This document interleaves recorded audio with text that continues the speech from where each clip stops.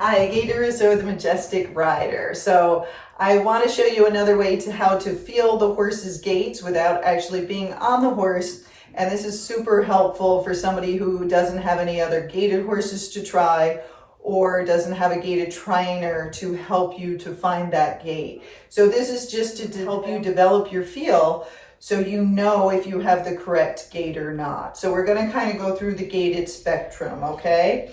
So I'm going to start with a pace. When your horse paces, it's moving the same legs on the same side. And when they do it, it's usually pretty jarring and you move side to side. So in the saddle, when you're riding it, it's kind of this. And I'll show you from the front in a minute too, but it's kind of side to side.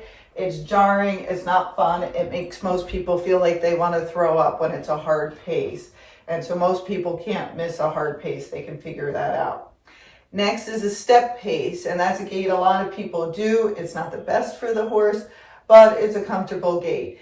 And that is a side to side, but it's not as big a motion. So you can feel a little bounce in the saddle, but you'll feel just a little bit of shifting your weight side to side. So for your rack and your saddle gait, which are very similar, the rack's just faster, you're going to usually get a wiggle in the saddle. And you're kind of wiggling side to side, back and forth. And hopefully you can see this because I know everything's black on me. So you get a little wiggle in the saddle or a little jiggle like that. Each horse is different, so some of you might get a little bit jiggle, some of you might feel a little bit more side to side like that, but it's your hips moving side to side. And then some horses will get a lot because they have a lot of hock motion, and so their croup is going way up and down, and that's the one you kind of feel more like you're sitting on a washing machine. But they should get smoother over the time if you keep working it. So that's going to be your saddle gait. When you do your rack, you usually get a wiggle, but there's more overstride in it. And so you might feel them kind of pushing more, so it might feel completely smooth, like you're floating on a magic carpet. If you feel that, that's usually your rack. In some horses, even as they go faster, you're going to feel a little bit of that wiggling back and forth, okay? So again, your saddle gait's going to be slower, and you might just have a little bit more motion in it, just like you do with the flat walk. Okay. Next is your running walk. Your running walk is usually pretty smooth. It has a little bit of a back and forth motion where you're moving towards the front of the saddle and towards the back of the saddle. So you'll see the hips moving back and forth. Now, some horses, you'll get a fair amount of back and forth motion, and other horses, you'll get a little back and forth motion, and other horses, you won't get much back and forth at all. So it depends on the horse.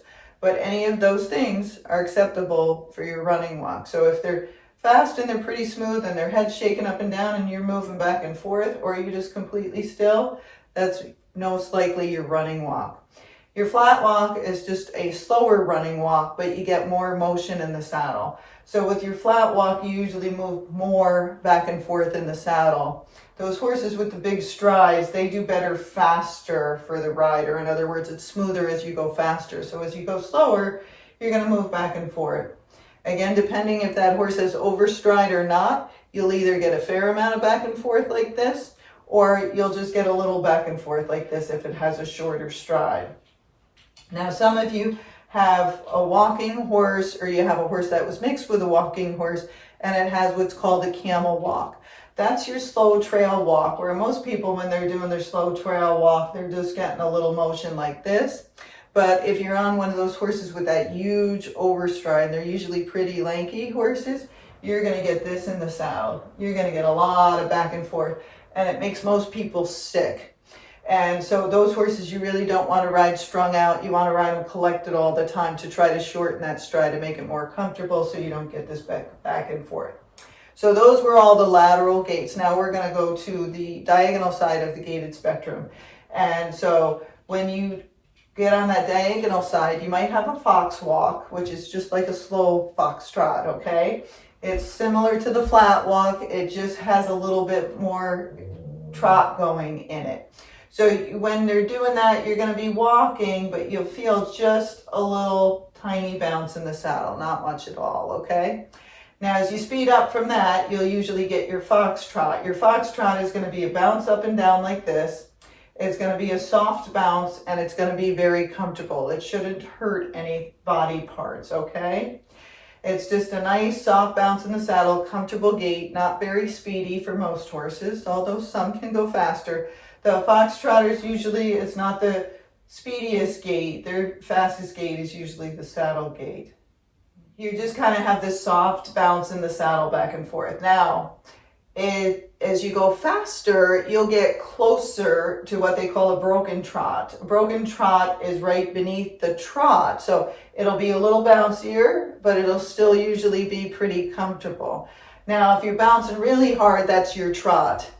And if you're still unsure, well, again, it's usually more uncomfortable, like the pace is more uncomfortable, and you can post to it. So you can stand and sit down, and you can do that pretty easily in the saddle. But when they're foxtrotting, it's very hard to get out of that saddle because there's no suspension. So trot has a suspension because it's 2 beat, and then they're kind of leaping diagonal side to side. And so with that suspension, just like with the pace, it gives you some air out of the saddle. So with the suspension in the trot, it's very easy to post. With suspension in the pace, you can post, but it's pretty hard to do because you're flying side to side. Okay, now I'm going to show you it from the front. So let's go with your pace first. So your pace, you're usually side to side this way. Oops, look, I'm flying all over the place. It's quite entertaining. So side to side to side to side, side to side. That's usually your pace. Your step pace is side to side, but not as much. Okay, so soft bounce in the saddle. Then we're going to go with the rack. The rack might be, again, completely smooth like this, or you might feel a little wiggle back and forth like this.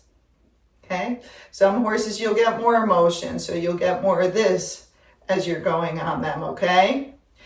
Now your saddle gait, which is slower, again, it might be smooth in some of the horses. You might have a little bit of a jiggle like this, or you might have more of a jiggle. And as you jiggle in the saddle with the saddle gait and the rack, you will also get some motion in your feet. So as you're doing it, your feet will kind of go back and forth a little bit too, like this. And you can kind of press in the rhythm with the horse to help them to get that saddle gait better or that rack better. You can kind of push down, alternating your feet. But again, you're going to kind of feel like this or a little bit of jiggling. Okay. So for your running walk, you're going to get back and forth, or it might be less back and forth, or it might be pretty still.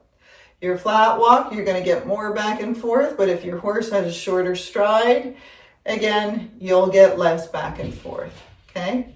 Now, if you got that camel walk, you're going to get a lot of this back and forth, okay? So now let's go to our fox walk. So again, with the walk, you'll kind of feel them going back and forth, but you're going to feel just a little bit of bounce as you're going. Then when you go to your fox trot, you're going to feel a little bit more of a bounce, but it should not be extreme, okay? Some of the show people go real fast and they're really kind of going towards a broken trot and a trot. So make sure your fox trot is a soft bounce, it's comfortable, and you cannot post to it, okay?